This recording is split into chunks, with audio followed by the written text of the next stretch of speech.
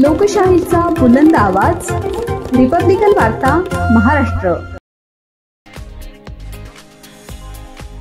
नूतन मराठा विद्यालय आणि कनिष्ठ महाविद्यालय छडवेल येथे भारताचे दुसरे पंतप्रधान डॉक्टर राधाकृष्ण यांची जयंती शिक्षक दिन म्हणून साजरी करण्यात आली आहे। या कार्यक्रमाचे अध्यक्ष विद्यालयाचे प्राचार्य संजय कुमार पाटील, पर्यवेक्षक रघुनाथ नागरे, कनिष्ठ महाविद्यालयीन विभाग प्रमुख महेश कुमार वसंतराव सावंत, शिक्षक प्रतिनिधी हरकलाल पवार, सर्व शिक्षक आणि शिक्षकेतर कर्मचारी आणि आजचे विद्यार्थी शिक्षक यांनी डॉक्टर सर्वपल्ली राधाकृष्णन यांच्या प्रतिमेचं पूजन करून त्यांना अभिवादन केले।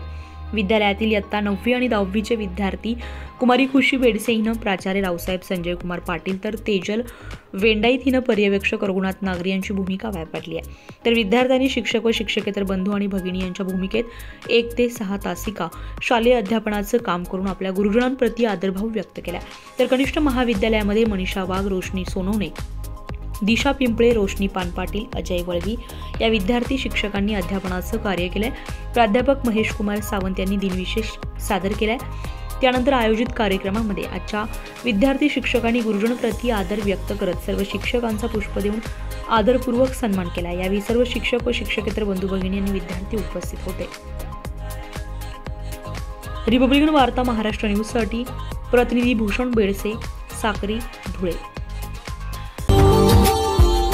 Subscribe now and press the bell icon.